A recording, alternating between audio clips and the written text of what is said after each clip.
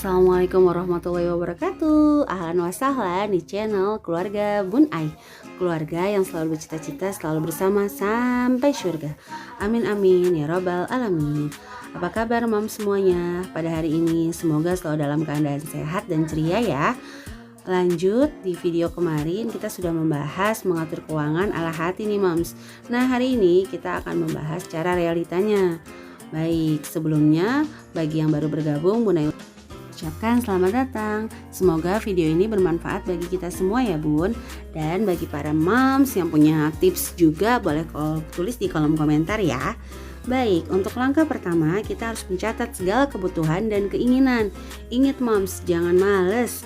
Karena segala sesuatu yang tidak dicatat atau tidak menggunakan tangan, otak, pikiran dan yang lain-lain itu akan menjadi rutinitas biasa mams, bukan sebuah ilmu. Sementara kita menginginkan dalam setiap pencatatan menambah ilmu baru mams. Nah biasanya orang itu gajian menuliskan beban, lalu sisanya dipakai untuk kehidupan 1 bulannya. Contoh misalnya gajian 10 juta nih atau 3 juta. Bebannya apa? Cicilan, KPR dan yang lain-lain.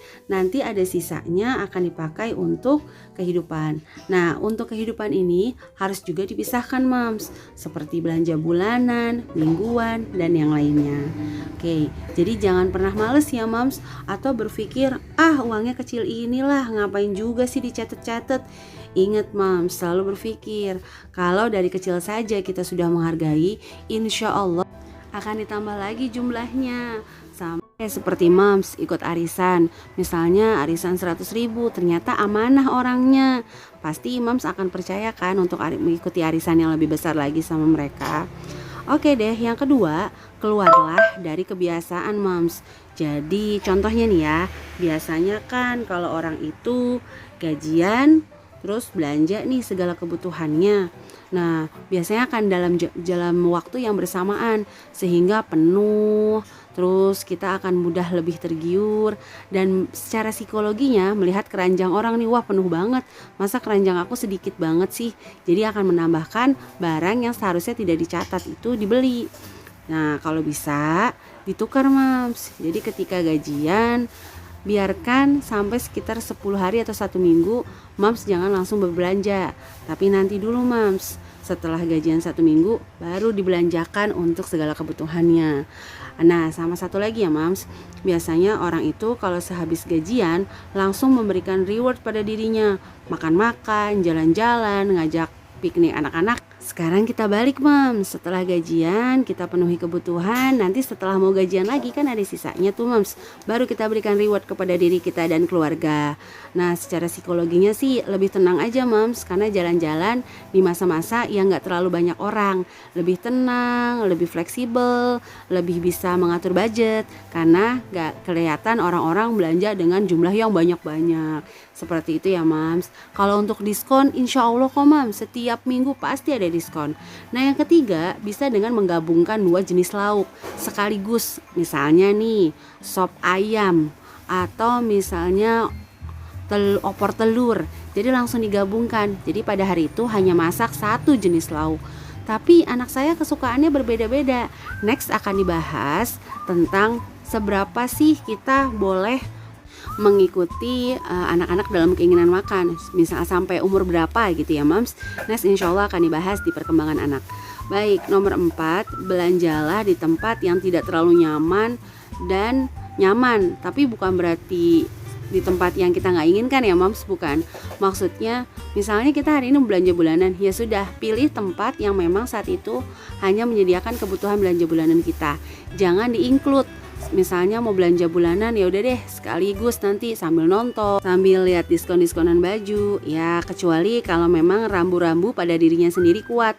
Contoh saya nggak ada budget nih ya udah nggak apa-apa. Nah yang kelima, evaluasi dan dalam memilih lagi. Jadi senantiasa dievaluasi ya mams, kira-kira setiap bulan kita bocornya di mana sih. Nah Ini contoh untuk Bun Ai pisah-pisahkan untuk hidup 1 bulan tadi.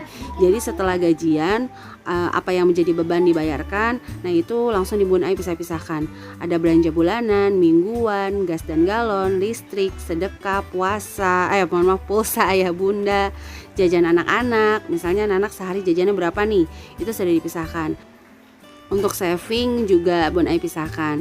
Memang kalau untuk menggunakan metode 50-30-20 juga bagus sih Mams, tapi kan tergantung seberapa besar kebutuhan dan seberapa besar pendapatan. Kalau memang pendapatannya hanya bisa memenuhi kebutuhannya, jangan bersedih, tetap bersyukur supaya Allah tambah lagi nikmatnya ya Mams. Nah, ingat para ibu rumah tangga, setiap bangun tidur kita akan dihadapkan 2 pilihan, malas atau hemat. Kalau hari ini mau malas, ya mohon maaf Mams, nggak bisa hemat. Tapi kalau mau hemat, ya nggak boleh malas. Tapi kalau kita dalam kondisi tidak bisa malas, harus hemat, ya tetap jalani. Jadi ini untuk contohnya, Bun Ai bisa pisahkan seperti ini agar lebih mudah dan lebih bisa mengkontrol. Wah, kira-kira budgetnya udah mau habis nih, jadi nggak ini ya Mams, nggak keluar dari rambu-rambu. Oke deh Mams, itu tips mengatur keuangan ala Bun Ai. Ingat selalu lapang sebelum sempit, kaya sebelum miskin. Jadi pas terima gajian biasa-biasa aja dulu Mams perasaannya. Pas lagi punya uang banyak nih ceritanya, lagi merasa kaya, ingat nih nanti kita akan ada masa di sebelum sempit. Bagi Mams yang merasa gajiannya kecil atau misalnya kurang, tetap ya Mams, kurang ditambah rasa syukur, insya Allah akan menjadi cukup. Penuhi dulu kebutuhannya, baru nanti insya Allah bisa save untuk anak-anak. Nah, kalau untuk yang rasa berdagang atau berbisnis, wah kayaknya sih bisnisnya lancar nih, dagangnya lancar, tapi kok tetap kurang ya, uangnya kemana ya? Oke, di next video kita akan bahas. Bagi Mams yang punya pertanyaan, boleh langsung follow IG keluarga Bun Ai, DM Bun Ai aja, nanti insya Allah kita akan bahas. Bebas Mam, mau bertanya tentang seputar rumah tangga apa saja, mudah-mudahan bisa menjadi ilmu bagi yang lainnya. Oke, segitu aja, jangan lupa di like, comment, dan subscribe. Wassalamualaikum warahmatullahi wabarakatuh.